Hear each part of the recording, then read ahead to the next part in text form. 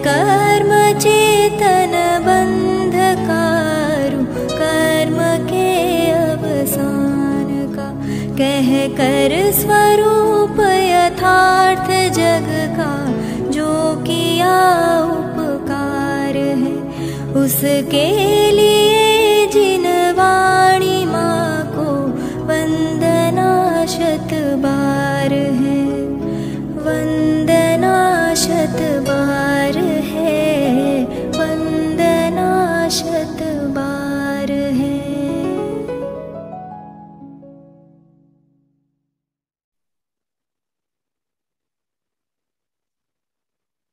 ओम नमः सिद्धेभ्यः, ओम नमः सिद्धेभ्यः, ओम नमः सिद्धेभ्यः। अनंत धर्मणस्तत्त्वं पश्यन्ति प्रत्यगात्मनः, अनेकान्तमयी मूर्तिर्नित्यमेव प्रकाशताम्।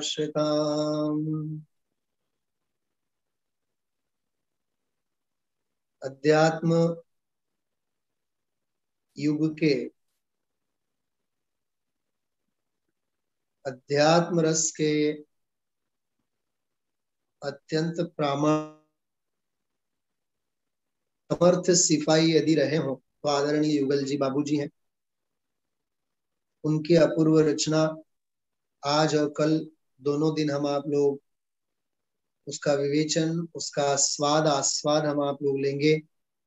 तुम्हें जानकर जग तुमसे अनजान रह गया। सर्वोदय तीर्थ भगवान महावीर का शासन सर्वोदय तीर्थ के नाम से जाना जाता है। सभी के उदय की बात, सभी के मंगलमय उन्नयन की चर्चा, सत्य, अहिंसा, अनेकांत, इन सिद्धांतों के माध्यम से किया जाता है। विचारों में अनेकांत, वाणी में साधुवाद और जीवन में अहिंसा और अपरिग्रह, ये भगवान महावीर के संदेश का मूल स्वर रहा। और फिर अनेकांत, साधुवाद, अहिंसा, अपरिग्रह, इन्हीं सिद्धांतों के माध्यम से जब हम आप लोग चारों अनुयोगों की जो वीतरागमयी शैली पढ़ते हैं, सुनते हैं, निमित्त नैमित्तिक संबंध हो, निमित्त नैमित्तिक वस्तु स्वरूप के कारण की चर्चा हो, निश्चय व्यवहार नई पद्धति, प्रमाण पद्धति हो, क्रमबद्ध पर्याय सिद्धांत हो, वस्तु स्वरूप के सिद्धांत की बात हो, सर्वत्र भगवान महावीर के निरूपण में, प्रतिपादन में एक सहज वस्तु स्वरूप हम आप लोगों को दृष्टिगोचर होता है। तो यहाँ जो 9 अंतराओं से भरी हुई जो एक दीर्घ सूत्री काव्य है आदरणीय बाबू जी का, स्वयं ने उन्होंने कवि सम्मेलन में, आध्यात्मिक धार्मिक कवि सम्मेलनों में प्रस्तुत करने के हिसाब से महावीर जयंती के ही उपलक्ष्य में लिखी गई यह अद्भुत रचना है। 9 अंतरा है। मूल स्वर, मूल बात इतनी है कि महावीर को पा करके भी सारी दुनिया अनजान रह गई, हाथ खाली के खाली ही उसके लौट गए।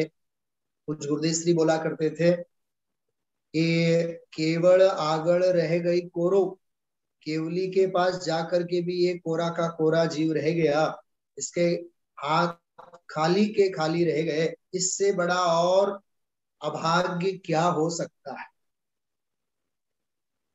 तो पहली पंक्ति जो इस गीत की है, 5 अंतरा हम आप लोग सड़ंग गाएंगे।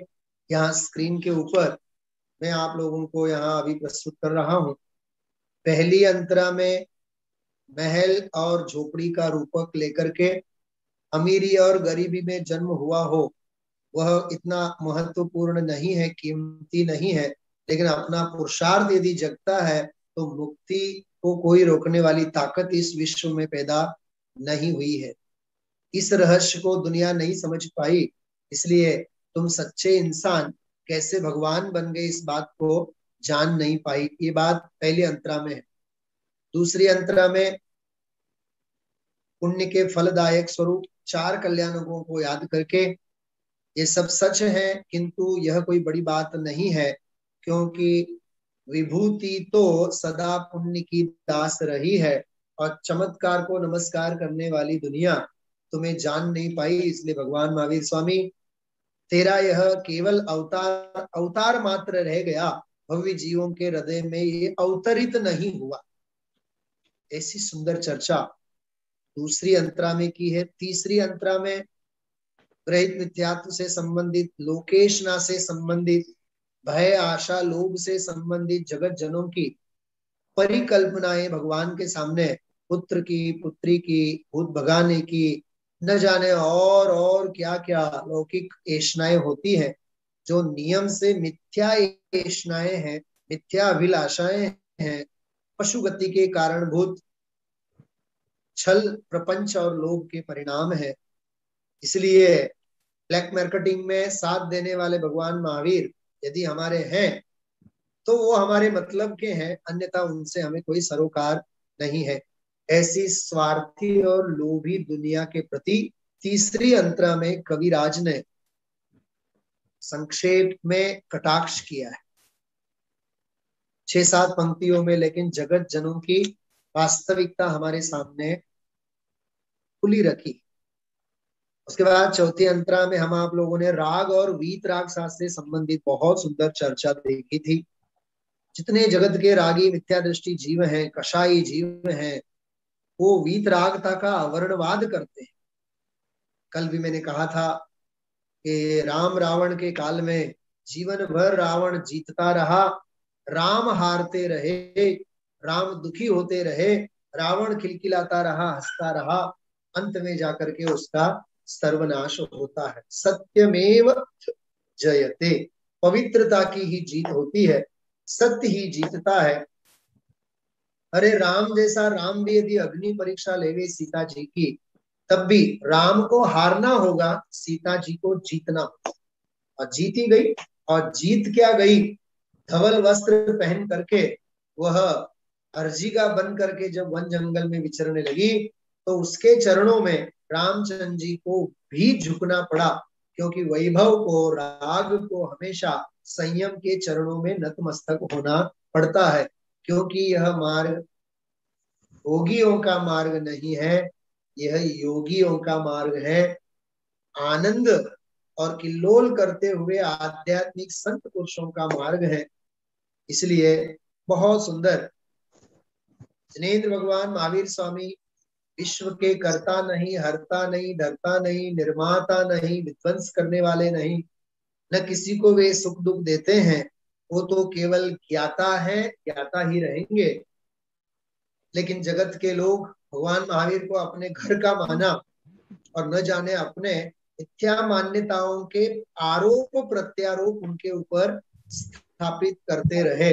ये सबसे बड़ा ग्रहित मिथ्यात्व, उसकी तरफ चौथी अंतरा में बाबूजी ने ध्यान दिलाया है।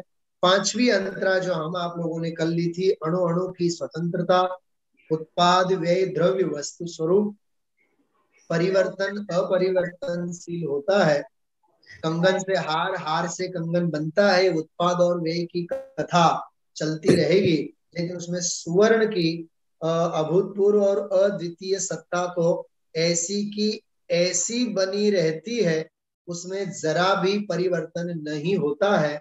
इस सत्य की तरफ यहाँ कवि ने हम आप लोगों को याद दिलाया। एक मार्मिक बात इसमें बात आई कि जब जगत में न कोई साधक है, न कोई बाधक है, न कोई शत्रु है, न कोई मित्र है, तो हम किससे राग करें और किससे द्वेष करें। मुझे पांचवी अंतरा में जो अंतिम 3-4 पंक्तियों में जो बात कही है, मुझे योग सार का एक छंद याद आ रहा है, बहुत सुंदर छंद है। सुसमाधि अर्चन मित्रता कलह एवं वंचना, हम करे किसके साथ किसके है सभी जब आत्मा। अरे हम किससे राग करें, किससे द्वेष करें, सब आत्मा है, बद्धा भगवान छे अने बद्धा भगवान भाव। ऐसा जो एक भगवत दृष्टि का जो संदेश है यहाँ इस पांचवी अंतरा में, न किसी से राग न किसी से द्वेष, इसकी तरफ यहाँ संकेत किया है। मैं पहले पांचों छंदों का पाठ यहाँ करता हूँ, फिर आज हम आप लोग 6 और 7 ये 2 छंद लेंगे और 8 और 9 ये 2 छंद हम आप लोग कल के स्वाध्याय में लेंगे। इस प्रकार से आज और कल 2 दिन के स्वाध्याय में यह काव्य हम आप लोग पूरा करेंगे। वैसे 2 दिन का स्वाध्याय तो अपना हो ही चुका है। देखिए, शांति से आप लोग सुनिए।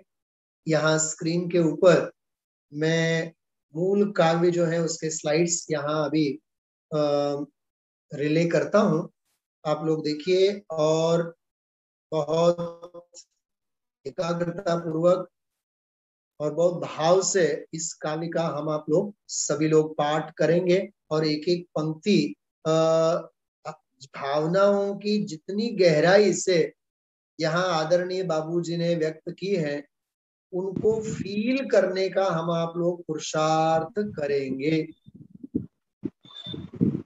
बरोबर। तो आनंद लेते हैं हम आप लोग, आगे प्रारंभ करते हैं। आप लोग देखिएगा। तुम्हें जान कर जग तुमसे अनजान रह गया, तुम्हें जान कर जग तुमसे अनजान रह गया। रे मानव की तरह तुम्हारा जन्म हुआ ही, राजघराने में जन्मे यह बड़ी बात नहीं। महलों में रह कर भी मानव गिर जाता है, महलों में रह कर भी मानव गिर जाता है, और सुमन कांटों में पल कर खिल जाता है। अरे झोपड़ी महल या कुछ बात नहीं है, जागे पौरुष मोती कहीं अवरुद्ध नहीं है। पर दुनिया तो इस रहस्य को समझन पाई, कैसे तो इंसान अरे भगवान बन गया। तुम्हें जान कर जग तुमसे अनजान रह गया, तुम्हें जान कर जग तुमसे अनजान रह गया। आते जब तुम गर्भ स्वर्ग से रत्न बरसते, जन्म तुम्हारा जान स्वर्ग से इंद्र उतरते, होता जब वैराग्य देवता तब भी आते, समवसरण का वैभव भी तब देव रचाते। यह सब सच है किंतु बड़ी यह बात नहीं है, रे विभूति तो सदा पुण्य की दास रही है, पर दुनिया तो चमत्कार को पूजा करती, इसीलिए तो केवल तू अवतार रह गया। तुम्हें जान कर जग तुमसे अनजान रह गया, तुम्हें जान कर जग तुमसे अनजान रह गया। तुमको पहचाना तुम झट बेटा देते हो। ये कवि की कल्पना नहीं है, ये जगत की मिथ्या मान्यता की तरफ कवि का कटाक्ष है। और डाकिनी भूत तुरत ही हर लेते हो, कभी कभी तो तुमको यह कौतूहल आता, अरे फेर देते सहसा ही जज का माथा। इसीलिए आवश्यकता भगवान तुम्हारी, ब्लैक मार्केटिंग में रहते लाज हमारी। थोड़ा सा सोचिए आप, कवि ने कितनी बड़ी हिम्मत की है। सारी दुनिया भगवान का ब्लैक मार्केटिंग करती, आप सोचो। भले अच्छे पढ़े लिखे स्वाध्यायी जैन समाज में भी जब अपने बेटा और बेटे की शादी की लग्न पत्रिका बनती है तो एक तरफ महावीर स्वामी होते हैं, दूसरी तरफ अन्य कोई तीर्थंकर की मुद्रा होती है, और बीचों बीच कोई और ही होते हैं जिन्हें विघ्नहर कहा जाता है। क्यों हमारी ये मान्यता हमारी नहीं छूटती है? ग्रहित मिथ्यात्व क्यों नहीं छूटता है?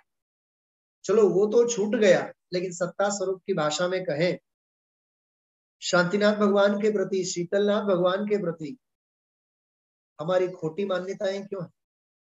महावीर भगवान के प्रति हमारी खोटी मान्यताएं क्यों है? क्यों सारी दुनिया विघ्नहर के नाम से पार्श्वनाथ को स्मरण किया करती है, चाहे वो श्वेतांबर हो, चाहे वो अन्य दिगंबर संप्रदाय की मान्यताएं क्यों न हो। अरे मोक्ष मार्गस्य नेतारम वेतारम कर्म भूभृताम ज्ञातारम विश्व तत्वानाम वंदे तद्गुण लब्धे। कल मैंने बाबूजी की ही पंक्ति यहाँ आप लोगों को याद दिलाई थी। शरण जो अपराधी को दे, अरे अपराधी व भगवान, दशाचारों गति की दयनीय दया का किंतु न यहाँ विधान। ये है परम सत्य। दशाचारों गति की दयनीय दया का किंतु न यहाँ विधान। दुखी दुनिया है, लेकिन दुख दूर करने के लिए कोई ईश्वर की रचना, परिकल्पना विश्व में है नहीं, हो नहीं सकती, क्योंकि जिसने किया है उसी को भोगना हो। इसलिए भगवान को ढाल बना करके, उसने भी वीतरागी जिनेंद्र भगवान को ढाल बना करके हमें उसे ब्लैक मार्केटिंग नहीं करना चाहिए। लेकिन क्या करें, मतलब की दुनिया, स्वार्थी दुनिया उन्हें अपने स्वार्थ सिद्धि के लिए ढाल बनाती है। नौकरी न लगी होवे, संतान न होवे, मतलब देखो आप धंधा व्यापार आदि में उत्कर्ष करना चाहते हो, न जाने असंख्यात लोक प्रमाण अध्यवसान परिणामों का, अभिप्रायों का पोषण करने के लिए वीतरागी जिनेंद्र भगवंतों को भी ढाल बनाती है। उसी अज्ञान को यहाँ समझाने के लिए 4-6 पंक्तियां आदरणीय बाबूजी ने लिखी। देखिए आगे की पंक्तियां। इसीलिए आवश्यकता भगवान तुम्हारी, ब्लैक मार्केटिंग में रहते लाज हमारी, और नहीं तो हमको तुमसे मतलब है क्या, दुनिया में बस इसीलिए भगवान बच गया, तुम्हें जान कर जग तुमसे अनजान रह गया। इसलिए भगवान मानो खूने हर जगत में, हर कोने में बैठा हुआ है, बाकी कोई परमार्थ का अभिप्राय तो है नहीं, ये कह रहे हैं। आगे देखिए चौथी अंतरा में क्या कहना चाहते हैं। करता है खिलवाड़ राग यो वीत राग से, सुनता गाली वीत राग रे अधम राग से। निकृष्ट से निकृष्ट जो राग है, अज्ञान है, मिथ्यात्व है, अवर्णवाद है, उससे हमेशा वीतराग जो सत्य धर्म है वह अपलापित होता है, अवर्णवाद को प्राप्त होता है। ये अज्ञान के अज्ञान की महिमा है, मोह की महिमा। इस जगत का सच में पाखंड का यथार्थ परिचय। लेकिन भगवान कैसे हैं? होता है भगवान वीतरागी निश्चित ही, जिसे राग का पक्ष नहीं, जिसे राग का पक्ष लेश विशेष रहा नहीं, वह निर्माण और विध्वंस नहीं करता है। देखो ये वीतरागी व्यक्तित्व कैसा है। सृष्टि का निर्माण, सृष्टि का विध्वंस, सुख दुख देने आदि का उपक्रम भगवान नहीं करते हैं, लेकिन हमने हमारी मान्यताएं भगवान के ऊपर थोप दी है। तीसरी पंक्ति में बताएंगे, वह निर्माण और विध्वंस नहीं करता है, सुख दुख देने का उपक्रम वह करता है, पर हमने भगवान हमारे घर का माना। ये है हकीकत में, हम भगवान को अपने घर का मानते हैं, इसलिए चाहे भगवान से हम आप काम कराना चाहते हैं। ये अति परिचय ते होत है बहुत अनादर भाव। इसलिए किसी कवि ने बहुत सच ही कहा है, इतना भी महंगे मत बनो कि कोई खरीद न सके, और इतना भी सस्ता न बनो कि हर कोई तुम्हें खरीद ले। तो अपनी एक मर्यादा में हमें रहना चाहिए।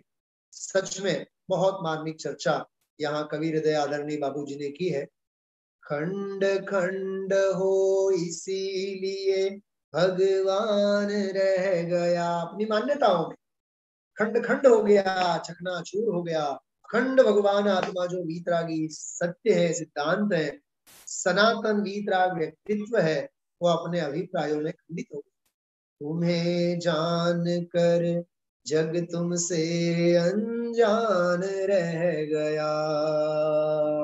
देखिए बहुत सुंदर अकर्तावाद का सिद्धांत, स्वतंत्रता का सिद्धांत यहाँ आलेखित किया गया है। आगे की अंतरा में, पांचवी अंतरा, बोले वीर स्वतंत्र विश्व का अणु अणु ही है, अक्षय है वह परिवर्तन प्रतिक्षण निश्चित है, नहीं सृष्टि निर्माण सृष्टि का प्रलय नहीं है, परिवर्तन में वस्तु सदा ही अक्षय ही है। रे कंगन से हार, हार से कंगन बनता, किंतु स्वर्ण की दोनों में है अक्षय सत्ता, नहीं एक को कभी अपेक्षा होती पर की, साधक बाधक कहना मन की झूठी वृत्ति, बोलो किस से राग द्वेष फिर किस से करना, शत्रु मित्र ही जब जग में कोई न रह गया,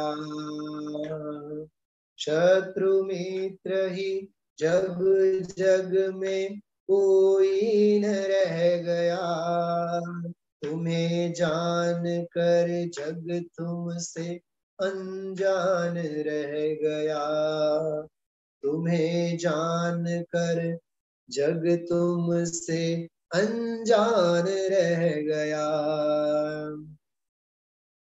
छठी अंतरा की तरफ हम आप लोग आगे बढ़ते हैं। देखिए इसमें भी स्वतंत्रता का सिद्धांत, जड़ चेतन की भिन्नता, और अनादिकाल से चली आ रही ममता और जीव का अहम। क्या गजब की पंक्तियां हैं, क्या सशक्त कलम है। इस छठी अंतरा की अंतिम पंक्ति में हम आप लोग देखेंगे, इस रहस्य को समझ सका ना कभी अज्ञानी, अहम गला नहीं अमर अनंती बार मरा है। ये अंतिम पंक्ति तो मुझे इतनी इतनी छू गई है, मैं आपको कह नहीं सकता।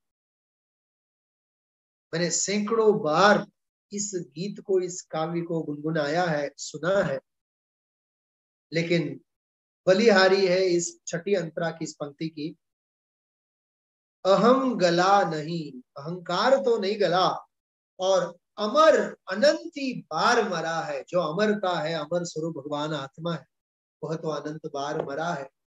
क्या ध्वनि है, क्या रहस्य इस पंक्ति में। करना चाहिए जिसका नित्य स्मरण, कर रहे हैं हम नित्य विस्मरण, इसलिए हो रहे हैं अनादि भाव मरण। इस सत्य की तरफ यहाँ कवि ने हमें इशारों इशारों में अपनी अमरता को हम शाश्वत रखें, अपनी अमरता के प्रति हम आप लोग सन्नद्ध बनी रहें, ये यहाँ कवि कहना चाहते हैं। देखिए, मेरी देह और वाणी यह अहंकार है, ये मेरी देह है, ये मेरी वाणी है, मैं बोलता हूँ, मैं बोलता हूँ, सारी दुनिया डोलती है। आहा, अरे अज्ञान नहीं है तो और क्या। मेरी देह और वाणी अहंकार है, मैं इनका संचालक यह भारी विकार है। क्या हम आप लोगों ने गुरुदेव श्री के व्याख्यानों में हजारों बार ये नहीं सुना, मैं शास्त्र लिखता हूँ, मैं शास्त्र बनाता हूँ, मैं सभा में दुनिया को समझाता हूँ, मैं वक्ता हूँ, मैं प्रवक्ता हूँ।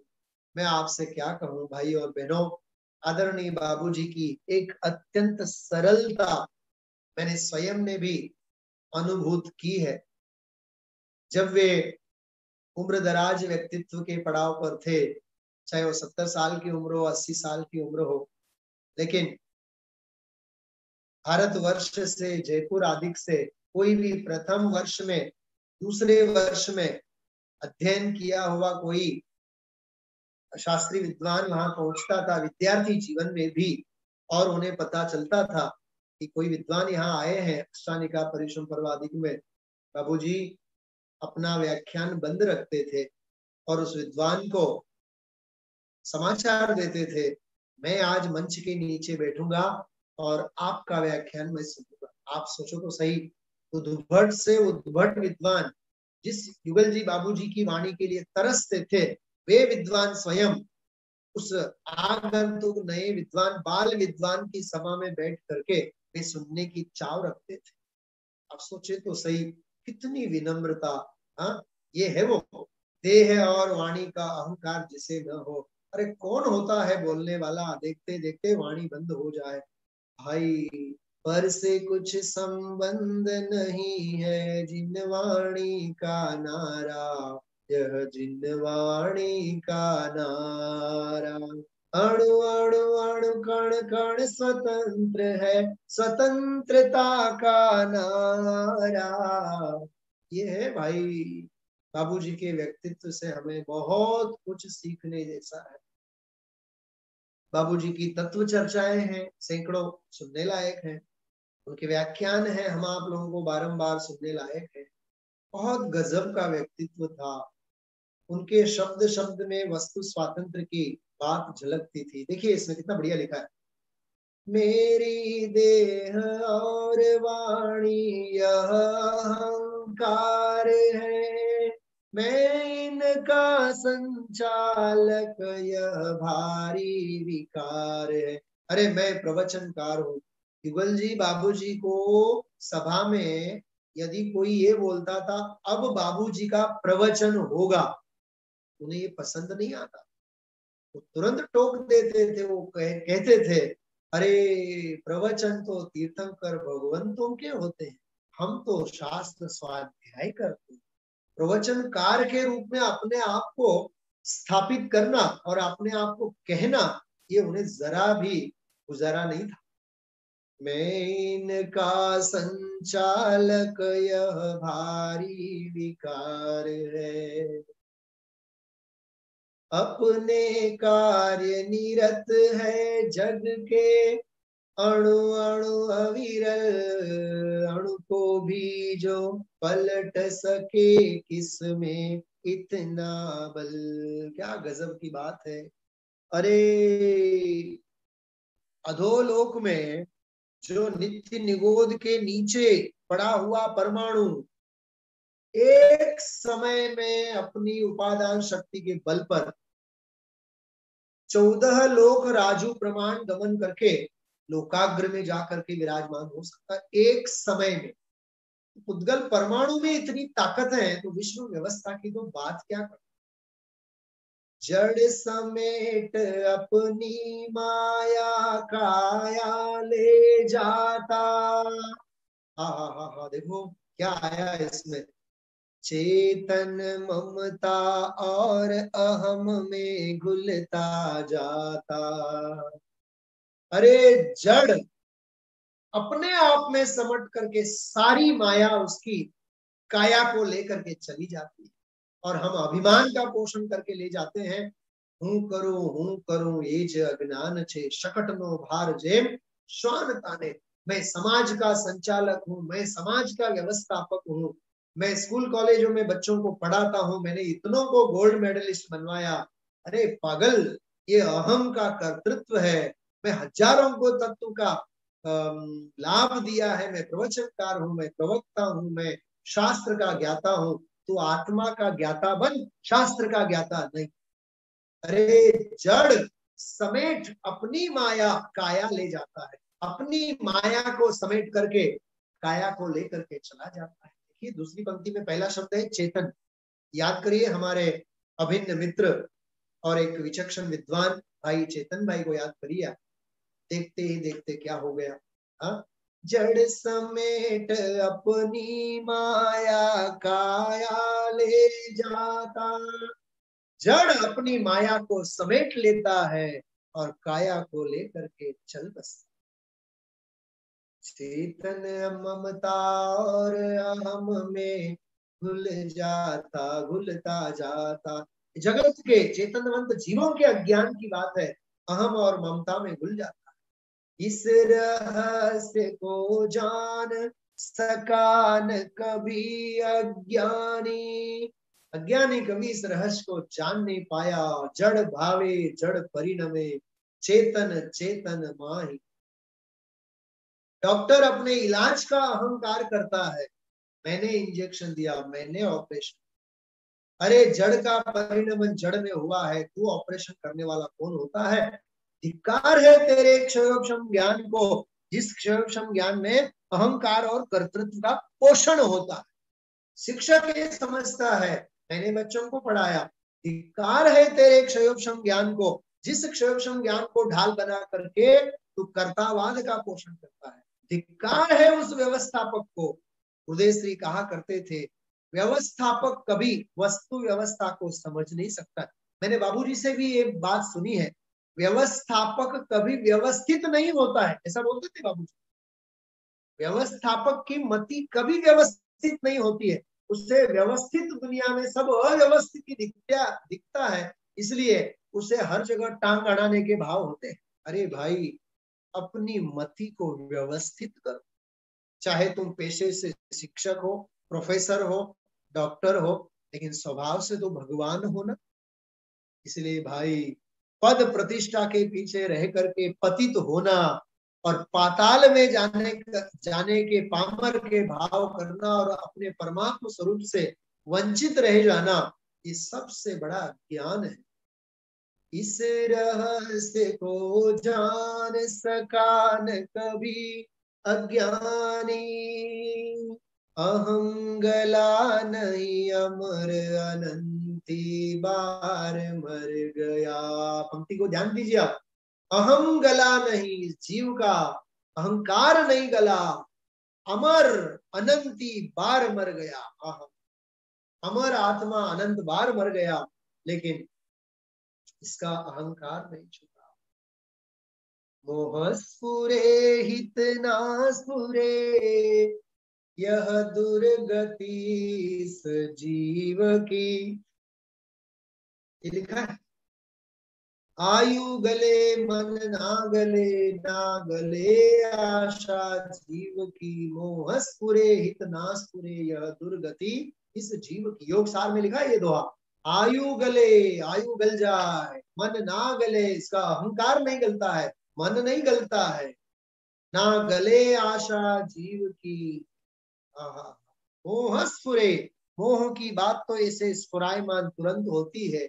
मुझे आप बताओ, साल भर से जो मृत्यु का तांडव हम आप लोग देख रहे हैं, 27 तारीख आज ही है, लगभग 27 तारीख, आज के दिन, हाँ कल, आज 28 तारीख है, कल हाईएस्ट संख्या आई, लगभग 3000 के ऊपर मौत की संख्या आई। हमें लगता है कि ओहो 3000 मर गए, 3000 मर गए। अरे एक बटाटा और एक कांदा और एक लहसुन, एक डूढ़ी एक लहसुन, वो जब खोलता है गर्म पानी में, अनंत अनंत अनंत अनंत अनंत जीव मरते हैं, वो हमें कहाँ याद आते हैं। अरे भाई, तुम अपनी कल्पना से आश्चर्य मत करो, तुम तो आनंद करो। अभी कल या परसों के प्रवचन में ब्रह्मचारी रविंद्र जी भाई, जो बड़े पंडित जी साहब, उन्होंने एक बहुत बढ़िया बात कही थी। पंच कल्याणक आदि के प्रसंगों को, उत्सवों को देख करके, सुनना ध्यान से आप लोग, बहुत मार्मिक बात। पंच कल्याणक आदि के उत्सवों को देख करके अज्ञानी को आश्चर्य होता है और ज्ञानी को आनंद होता है। क्या कहा? थोड़ी सी अच्छी नौकरी मिल गई, हाँ, थोड़े से पैसे आ गए, धंधा व्यापार चला, बच्चे पढ़ लिख करके बहुत बड़े इंसान बन गए। हाँ, अज्ञानी को हर घटना के पीछे आश्चर्य लगता है, ज्ञानी को आश्चर्य नहीं लगता है। ज्ञानी को तो तत्व ज्ञान का आनंद आता है, क्योंकि वस्तु स्वरूप की उसे दृष्टि होती है। इसमें कौन सी बड़ी बात है? अरे पंडित जी साहब ने बहुत मार्मिक बात कही थी। जन्म कल्याणक के दिन, जन्म जयंती के दिन, अभी बच्चे के प्रति वात्सल्य होता है, इसलिए माँ की आंचल से भी सफेद दूध बाहर निकल आता है। तो 3 लोक के जीवों के प्रति जब वात्सल्य होता है, तो तीर्थंकर भगवान का शरीर भी, उनका शरीर भी सफेद रक्त का हो जाता है। इसमें कोई आश्चर्य की बात नहीं। शायद ये बात आप लोगों ने पहली बार सुनी होगी, बहुत अद्भुत बात है। अहं गला नहीं, अमर अनंती बार मर गया, तुम्हें जानकर जग तुमसे अनजान रह गया। ये कैसा ज्ञान है, आप इस बात के प्रति जरूर जरूर सोचिएगा। मैंने जैसे बार बार कह रहा हूं, मैं 3-4 दिन से मैंने सैकड़ों बार ये गीत सुना, सैकड़ों बार, दिन में कम से कम 25-50 बार तो मैं सुनता हूँ। इतना आनंद आता है, एक एक पंक्ति में मुझे भगवान महावीर के सिद्धांत दृष्टिगोचर होते हैं। किस धन्य घड़ी में आदरणीय बाबूजी ने इस काव्य की रचना की होगी। देखिए एक और अंतरा लेते हैं। यह पर का कर्तृत्व पाप है, गुरुतर जग का। देखिए इस छठी अंतरा में जो कर्तृत्व की बात कही थी, उसे कर्तृत्व पाप कहा। यह पर का कर्तृत्व पाप है, गुरुतर जग, गुरुतर मतलब भारी से भारी यह पाप है। कर्तृत्व जैसा कोई पाप नहीं और ज्ञातृत्व जैसा कोई धर्म नहीं। इस बात को याद रखिए आप। यह पर का कर्तृत्व पाप है, गुरुतर जग का, सब अनर्थ का मूल यही है, भारी हिंसा। इस अंतरा में हिंसा अहिंसा का जो प्रकरण आता है, जबकि अपन कहें कि मारना, इसे हम आप लोग हिंसा कहते हैं, अनाचार कहते हैं, लेकिन बचाने के भाव भी हैं, वे भी तो चिद विकार हैं। इसलिए भाई, अहम अरे जो पर के जीवन की रक्षा का, यदि दूसरों को बचाने की रक्षा के भाव तूने यदि किए तो महावीर दर्शन में ये सबसे भारी हिंसा कहलाएगी, क्योंकि पराये जीवन पर तूने अपना अधिकार जमाया, चाहे मारने के रूप में हो चाहे बचाने के रूप में हो, ये सबसे बड़ी हिंसा है। इसलिए अहंकार की चिता में यह चैतन्य चेतन भगवान आत्मा बारंबार जल गया है। बहुत रहस्यमयी पंक्ति है, ध्यान दीजिएगा आप लोग। यह पर का कर्तृत्व भाव है, गुरुतर जग का सब अनर्थ का मूल यही है भारी हिंसा। पर का घात सभी कहते हैं अनाचार है, किंतु अरे पर की रक्षा भी चिद विकार है। देखो इसमें कर्तृत्व रूप हिंसा, मारने रूप द्रव्य हिंसा और बचाने रूप भाव हिंसा, ये सारी चर्चा अपन देखें। सबसे बड़ी हिंसा यदि कोई है तो कर्तृत्व की हिंसा है, जिसकी चर्चा दुनिया कभी करती ही नहीं है, न समझती है हिंसा है। अब द्रव्य हिंसा जो पर जीवों का घात करना, इसे अनाचार समझती है, पाप समझती है। लेकिन किंतु अरे पर की रक्षा भी चिद विकार है, बचाने के भाव भी तो चिद विकार है ना। तो ये बंद अधिकार से प्रभावित सारा प्रकरण है। मैं किसी को मार सकता हूं, मैं किसी को जिला सकता हूं, मैं किसी को सुख या किसी को दुख दे सकता हूं। कोई मुझे मार सकते हैं, कोई मुझे जिला सकते हैं, कोई मुझे सुखी दुखी कर सकते हैं। पराधीनता की प्रवृत्ति है। देखिए चरम दशा, देखिए कवि का हृदय मानो इसमें प्रत्यक्ष व्यक्त हुआ है। अहम रहे जो पर के जीवन की रक्षा का, ये पर के जीवन की रक्षा का जो अहम है, महावीर दर्शन में वह भी भारी हिंसा। महावीर दर्शन में तो वह भी भारी हिंसा है। भाई मारने के भाव जो है वो तो चारित्र संबंधी हिंसा है, लेकिन मैं मार सकता हूँ ये कर्तृत्व की हिंसा है। मैं बचा सकता हूँ ये चारित्र संबंधी, बचाने के भाव ये चारित्र संबंधी हिंसा है, लेकिन मैं बचा सकता हूँ ये कर्तृत्व संबंधी हिंसा है। बहुत सूक्ष्म परिवेश यहाँ है। शायद मैं कह रहा हूँ कि पहली बार आप लोगों के सामने कह रहा हूँ, आदरणीय युगल जी बाबू जी की काव्य पंक्तियों के माध्यम से बारंबार आप लोग सोचिए, सबसे बड़ी हिंसा कर्तृत्व की हिंसा है। उसके बाद चारित्र मोहनी संबंधी मारने के भाव, भाव हिंसा, मारना ये द्रव्य हिंसा, बचाना ये पुण्य के परिणाम, ये भी भाव हिंसा है, और बचाने के भाव ये भी भाव हिंसा है। इस रूप से ये सारा हिंसा अहिंसा का प्रकरण यहाँ बाबूजी ने समेटा है। बहुत सुंदर। क्योंकि पराये जीवन पर अधिकार पाप है, ये बहुत मार्मिक पंक्ति। पर वस्तु मान ही मूंझो, एनी दया मुझने रहो। इस श्रीमद जी की बहुत मार्मिक पंक्ति है, और इस पंक्ति का भी आदरणीय युगल जी बाबू जी ने अमूल्य तत्व विचार के अंतर्गत अनुवाद किया है। आप सभी जानते हैं, बहुत मार्मिक पंक्ति उन्होंने लिखी है।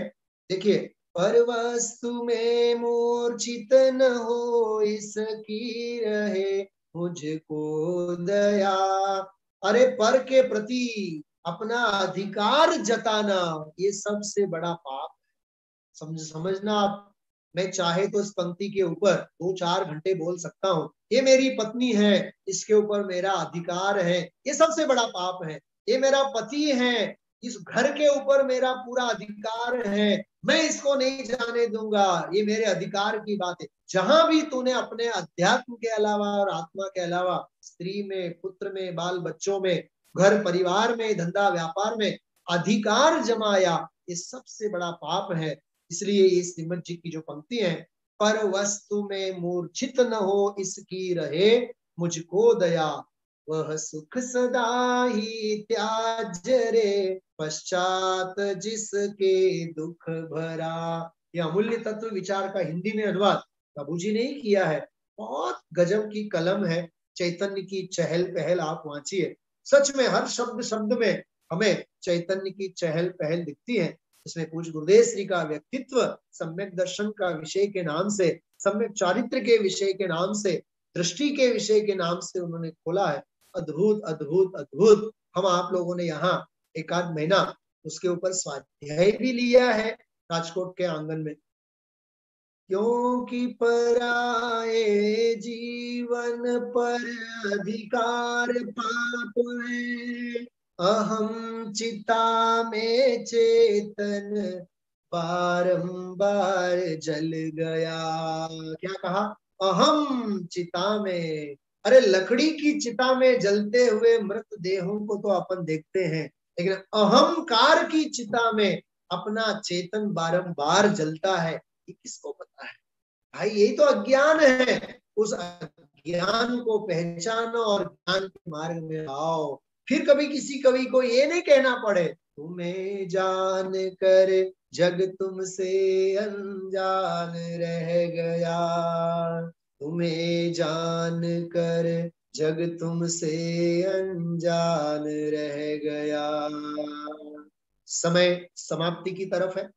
हमने आपसे कहा था एक छोटा सा अपने आप में बहुत बड़ा सरप्राइज आप लोगों को यहाँ देंगे। कहा था अशोक भाई, याद है? कल कहा था ना मैंने। हाँ, आप लोग कल्पना कर सकते हैं अभी हम आप लोगों के साथ यहाँ स्वाध्याय में कौन विराजमान है? आदरणीय युगल जी बाबूजी के पुत्र चिन्मय जी हमारे साथ अभी जुड़े हुए हैं। माँ जिनवाणी विराजमान है, इसलिए मैं हम आप लोगों को करतल ध्वनि से उनके स्वागत करने का तो मैं आदेश दे नहीं सकता हूं, लेकिन मैं हमारे वरिष्ठ बंधु आदरणीय बाबूजी के, सच में उनका नाम भी चिन्मय है, और युगल जी बाबूजी ने सिद्ध भगवान की पूजा में चिन्मय शब्द का बहुत अद्भुत प्रयोग में भी उन्होंने किया है। और मैंने उनसे विनंती की थी कि आदरणीय बाबूजी की जीवन यात्रा और साहित्य यात्रा के संदर्भ में आप उद्गार व्यक्त कीजिए, लेकिन आज हमारे बीच चिन्मय जी आए हुए हैं। 2 मिनट केवल वे अपना अभिवादन यहाँ बाबूजी के प्रति देना चाहेंगे, अपने पूज्य पिता के चरणों में समर्पित करना चाहेंगे। हम उनका स्वागत करते हैं, लेकिन उनके उस वक्तव्य के बाद दीदी भी जो है वो आने वाले कल मतलब इस कार्य का हम आप लोग समापन करेंगे, तो 10 मिनट जो है बाबूजी की सुकन्या सुपुत्री जो है आदरणीय हमारे चिन्मय जी की जो बहन है, वो बहुत सुंदर आदरणीय बाबूजी के बारे में अपना उद्गार व्यक्त करेंगी। वो कल हम आप लोग सुनेंगे। मैं चाहूंगा चिन्मय जी 2 मिनट बाबूजी को आप स्मरण करें और हमें कुछ संस्मरण सुनाएं। चिन्मय जी। सभी को जय जिनेन्द्र।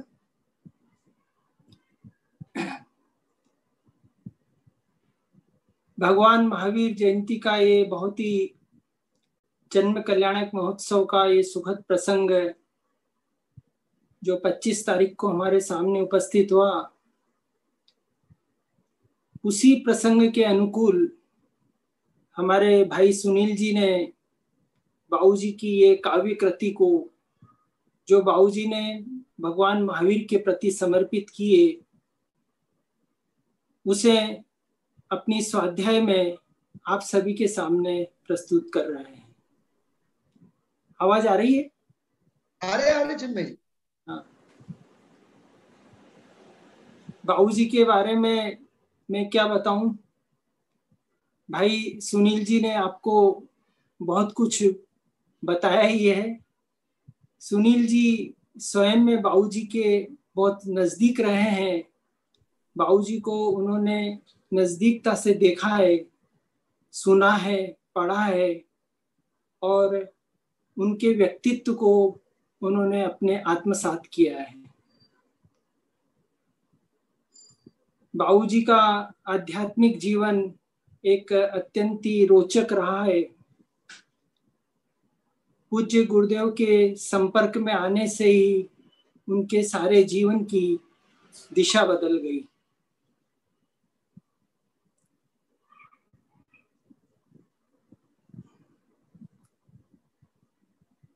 प्रथम बार सोनगढ़ जाने पर ही उन्होंने अध्यात्म का जो चिंतन पूज्य गुरुदेव का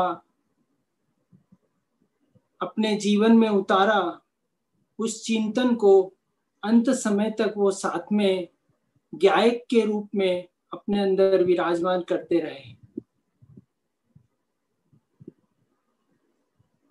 जैन दर्शन के जितने भी सिद्धांत हैं, पूज्य गुरुदेव के माध्यम से जो हमारे इस अध्यात्म जगत में प्रकट हुए, वे सारे सिद्धांतों को दृढ़ता पूर्वक सूक्ष्म दृष्टि से बाबूजी ने आत्मसात किया और सारी समाज के बीच में उन्होंने वो प्रस्तुत किए। भगवान महावीर की ये काव्य कृति जो यहाँ पर सुनील भैया ले रहे हैं, ऐसे कई काव्य कृतियां बाबूजी के द्वारा लेखन में आई और बाबूजी का हिंदी साहित्य एक अद्भुत चरम सीमा पर था। वो अध्यात्म को हमेशा साथ में लेकर चलते थे। कोई भी काव्य कृति हो, बिना अध्यात्म के उसे वो पूर्ण नहीं होती थी। और उन्होंने इस अध्यात्म को अपने जीवन का मुख्य अंश बनाकर रखा और सारा काव्य उन्होंने अध्यात्म को ही समर्पित कर दिया। बहुत रचनाओं के बारे में सुनील जी ने आपको बताया ही है, और भी अन्य कई रचनाएं हैं जो बाबूजी ने गुरुदेव के प्रति भी लिखी है। अन्य दर्शन के सिद्धांतों के ऊपर भी लेकर उन्होंने लिखा है। ऐसी अनेक अनेक रचनाएं हैं जो अध्यात्म और साहित्य से भरपूर है और साहित्य की एक पराकाष्ठा पर स्थापित होती है। ऐसी अनेक रचनाएं बाबूजी ने हमारे इस मुमुक्षु समाज को और समाज को दी है। ये सभी हमारे लिए एक चिंतन का विषय बने, हमें एक अध्यात्म और अपने शुद्धात्मा की ओर ले जाए। इसी मंगल भावना से मैं आज आप सभी के बीच में उपस्थित हुआ। आप सभी को बीच में पाकर मैं भी बहुत गौरवान्वित अनुभव कर रहा हूँ और आगे भी इसी प्रकार हम लाभ लेते रहेंगे। इसी मंगल भावना से आप सभी को मेरा जय जितेंद्र। बहुत बहुत धन्यवाद चिन्मयी जी। कल हम आप लोग आदरणीय दीदी का बहुत सुंदर व्यक्तित्व वक्तृत्व का लाभ लेंगे। चिन्मय जी, भाई साहब, मैं आपसे एक बात बताऊं, चैतन्य की चहल पहल की जो प्रस्तावना है ना, हाँ, प्रस्तावना जो दीदी ने लिखी है, मैं उस प्रस्तावना से इतना अभिभूत था, इतना वो प्रस्तावना से ही मैं इतना अभिभूत था। वो प्रस्तावना पढ़ करके मुझे चैतन्य की चहल पहल पढ़ने की प्रेरणा मिली। सच में मैं बिल्कुल परम सत्य कह रहा हूँ। जब पहली बार चैतन्य की चहल पहल मेरे हाथ में आई थी और बाबूजी जो साइकिल वाली कविता, वो निश्चयाभासी वाली कविता, बहुत अद्भुत अद्भुत अद्भुत रचनाएं, सच में कल भी हम आप लोग स्मरण करेंगे। आप कल भी पधारिएगा और दीदी को खास हम सभी मुमुक्षुओं की तरफ से कल हम आमंत्रित करते हैं। कल हम आप लोग फिर मिलेंगे। सभी लोग हाथ जोड़े, माँ जिनवाणी की वंदना करते हैं।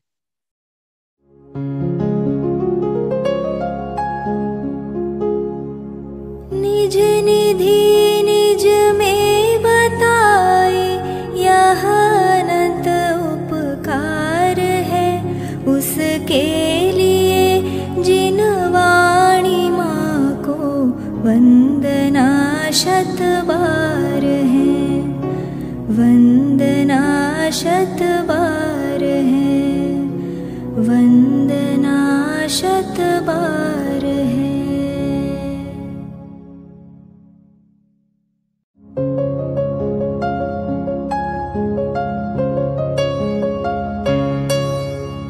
हे जिनवाणी भारती तो ही जपो दिन रैन, जो तेरी शरणा गहे सो सुपावे सुख चैन। जावाणी के ज्ञान ते सूझे लोकालोक, सोवाणी मस्तक नवो सदा देत हो ढोक।